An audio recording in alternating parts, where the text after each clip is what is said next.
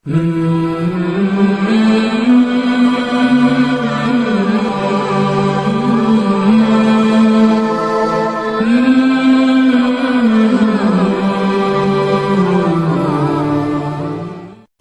الرحمن الرحیم عن ابی ہریرہ رضی اللہ تعالی عنہ قال قال رسول اللہ صلی اللہ علیہ وسلم یسلم الصغیر علی الکبیر والمار علی القاعد والقلیل علی الکثیر صدق رسولہ النبی الکریم۔ چونکہ اللہ رب العزت نے ہمیں دین اسلام سے نوازا ہے اور یہ دین اسلام دین فطرت ہے، ایک آفاقی دین ہے، اور اس دین کے اندر اللہ رب العزت نے ہر قسم کے وہ قوانین اور وہ طریقے اور وہ ضابطے رکھے ہیں جو قیامت تک آنے والے انسانوں کے لیے رہنمائی اور ہدایت کا ذریعہ ہے۔ یہ حدیث شریف بخاری شریف کی حدیث ہے۔ حضرت ابو ہریرہ رضی اللہ تعالیٰ عنہ اس کے راوی ہیں۔ اس حدیث شریف میں آپ صلی اللہ علیہ وسلم نے جہاں دیگر احادیث مبارکہ کے اندر اپنی امت کو سلام کے پھیلانے کی ترغیب دی ہے، اس حدیث شریف میں اس سلام سے متعلق آپ صلی اللہ علیہ وسلم نے کچھ ضابطے اور قوانین کا ذکر کیا ہے کہ سلام کا طریقہ کیا ہوگا، کون کس کو سلام کرے گا اور کس موقع پر سلام کرے گا۔ تو اس کا ذکر آپ صلی اللہ علیہ وسلم نے اس حدیث شریف میں بیان فرمایا۔ آپ صلی اللہ علیہ وسلم نے فرمایا کہ یسلم الصغیر علی الکبیر، جب بھی دو مسلمان آپس میں ملے تو اس میں جو چھوٹا ہوگا وہ اپنے سے بڑے کو سلام کرے گا، اس لیے کہ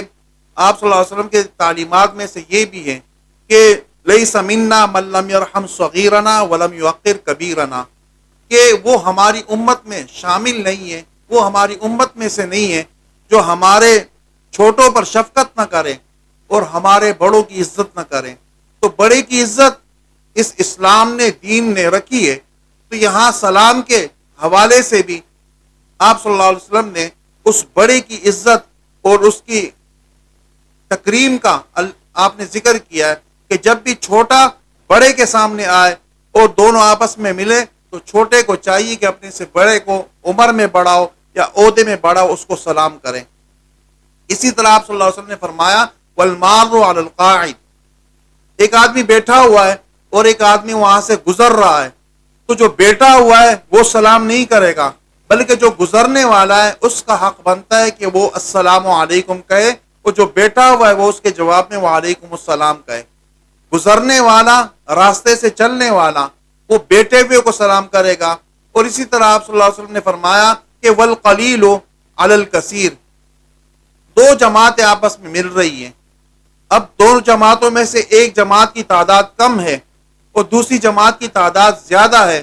تو آپ صلی اللہ علیہ وسلم نے فرمایا کہ ایسی صورت میں جب دو جماعتیں اور دو گروہ آپس میں ملاقات کریں تو اس میں جو کم تعداد والے لوگ ہیں ان کو چاہیے کہ وہ زیادہ تعداد والوں کو سلام کریں، ان کی تعداد کا خیال رکھیں۔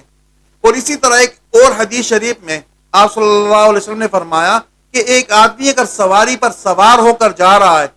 اور وہ گزر رہا ہے اور کچھ لوگ وہاں پر کھڑے ہیں یا بیٹھے ہیں، تو سوار کو چاہیے کہ وہ جو وہاں پر لوگ کھڑے ہیں یا وہاں پر بیٹھے ہوئے ان کو سلام کریں، اس لیے کہ سلام ایک اور حدیث شریف میں آپ نے فرمایا کہ البادی بالسلام بریء من الکبر، جو شخص سلام میں ابتدا کرتا ہے، سلام میں پہل کرتا ہے، تو اللہ تعالیٰ اس کو تکبر سے اور بڑائی سے بری کر دیتے ہیں۔ اس لیے سوار ظاہری طور پر سواری کے اوپر سوار ہوتا ہے اور وہ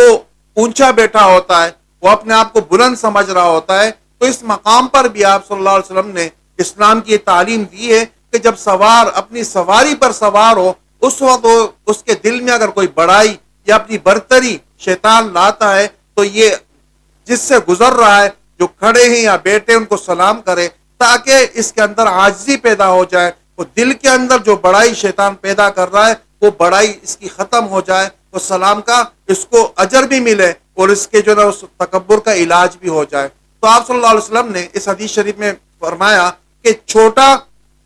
اور بڑا جب آپس میں ملاقات کریں تو چھوٹا بڑے کو سلام کرے۔ اسی طرح ایک آدمی بیٹھا ہوا ہے، ایک گزر رہا ہے راستے سے، تو گزرنے والا بیٹھے ہوئے کو سلام کرے۔ اور اسی طرح اگر دو جماعتیں آپس میں مل رہی ہے دو گروہ آپس میں ملاقات کر رہی ہے تو اس میں جو تعداد میں کم ہے ان کو چاہیے کہ وہ اپنوں سے زیادہ جو تعداد میں ان کو سلام کرے، اور سواری پر جو سوار ہو کے گزر رہا ہے، چاہے وہ گھوڑے پر ہو، موٹر سائیکل پر ہو، کسی اور گاڑی پر ہو، جو لوگ وہاں پر راستے میں بیٹھے ہیں یا کھڑے ہیں وہ ان کو سلام کرے۔ اللہ تعالیٰ سے دعا ہے کہ اللہ رب العزت ہمیں سلام جیسے مبارک طریقوں کو اپنے معاشرے کے اندر پھیلانے کی توفیق عطا فرمائے۔ وما علینا الا البلاغ المبین۔